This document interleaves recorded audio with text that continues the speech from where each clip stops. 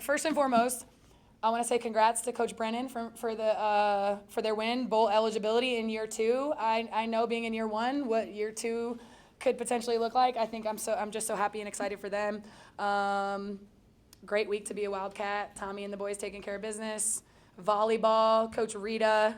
Football. Yep. Oh, you already said that? Yep, started with football. Yep. Coach Rita. Shout out to Coach Wes.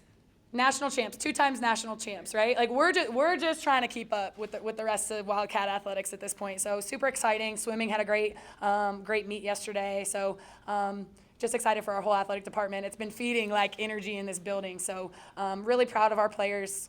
That was a really, really good team that's picked top 2 in their league. And we're just getting better every game. And I'm so thankful.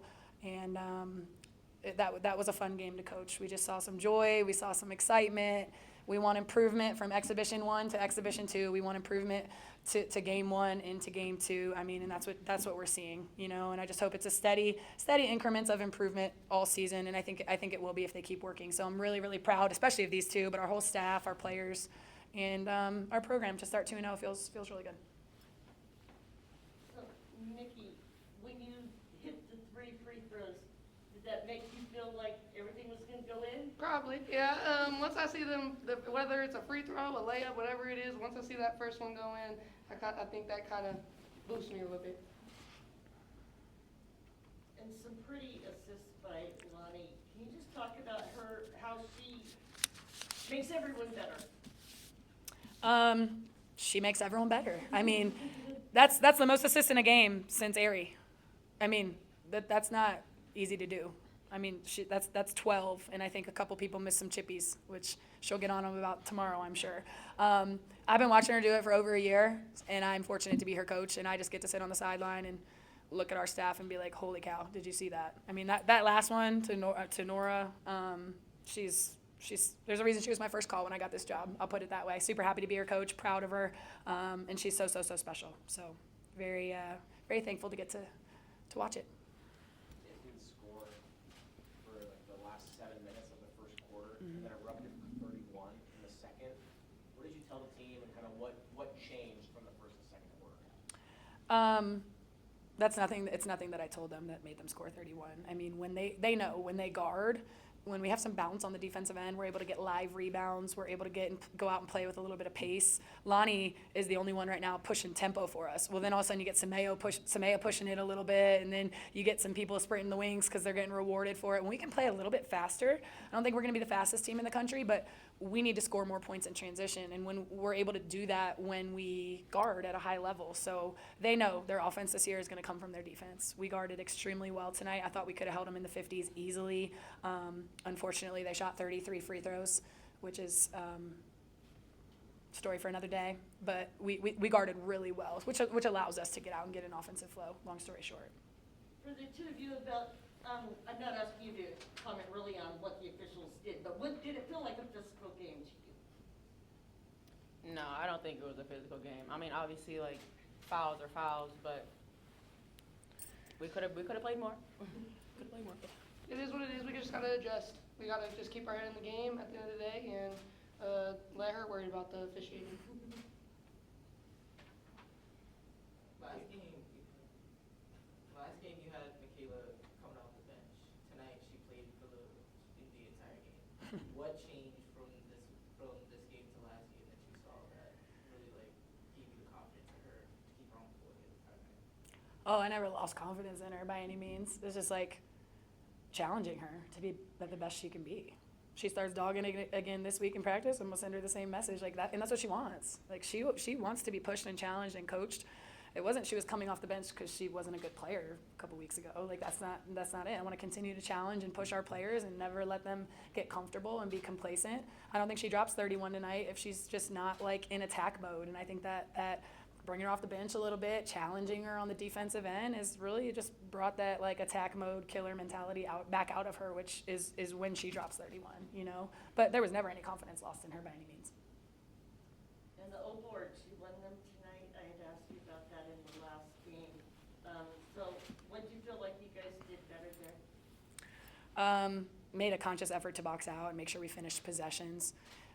And we had more O boards than they did. They sat in zone, so it's easy to kind of just have some offensive rebounds fall into your lap. That's one of the weaknesses about a zone is it's hard to box out of. So some fell into our lap, and we did a better job keeping the ball out of their lap on the offensive glass. So again, we still gave up 9, but that's not 16 what it was 2 weeks ago, right? So we're just seeing constant improvement.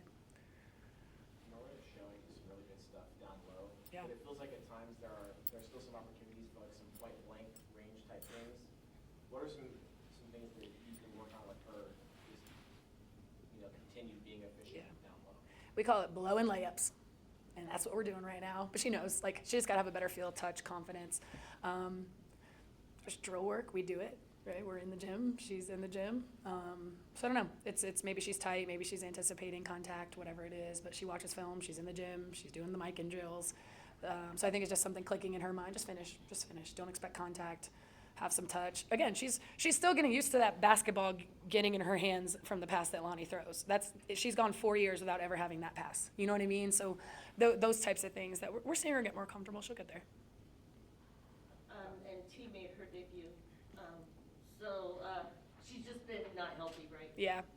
Yep, she's just getting back in the swing. I wasn't even sure if I was going to put her in tonight. Obviously, foul trouble was an issue. She needs a few more practices under her belt to get back flowing and confident. And, threw her in there today just to get her feet wet a little bit. But I wouldn't expect that to be your typical performance from Tanny by any means. We're going to need her for sure. And then Freddie, is she hurt too? Freddie's not hurt. She has been on and off, so it's been really hard to have consistency with her in practice. And I'm a big practice person. If you don't practice, I generally won't play you. So it's just been some kind of on and off stuff with Freddie, where if she can give us some consistency in practice, I expect to be able to give her a chance in a game. Y'all were up by 21, and then UCI made a bit of a run there, kind of in the late third quarter into the fourth quarter. Yeah. What's the message, just to keep your foot on the gas and not let up a lead like that? Yeah, that's the message.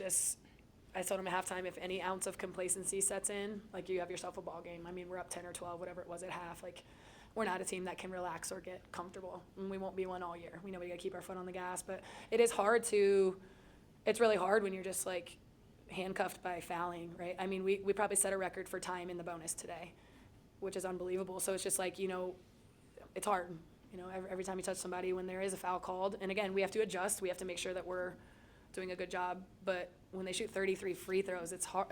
Those are free points that they didn't necessarily earn. You know what I mean? So it is hard. I'll have to go back and see how many of their 61 came, just in bonus time, because that's tough to get into defensive flow and rhythm and keep your foot on the gas offensively when there's just a lot of whistles on the other end. Was there any part of the game or any focus areas that really stood out to you as far as what the team did really well? And how would you say, did you make any adjustments or strategy after taking the lead in the first half to maintain that lead? I thought we handled the zone really well. We haven't seen a ton of zone or practiced a ton versus zone, except for the last couple days, and so we're just still getting. We don't even have all our stuff in. We don't have all our zone stuff in. We don't even have all our man stuff in yet. So just them locking in, knowing they were going to see a lot of zone today. I think that was a key to our success, because if we didn't handle that zone well, it would have been a long night offensively for us. It helps when you're knocking down shots from the perimeter against the zone. But then halftime adjustments was let's go back to what's given us success in the first half. Let's make sure we keep doing those things, which again starts on the defensive end of the floor. All right, thank you. Thank you.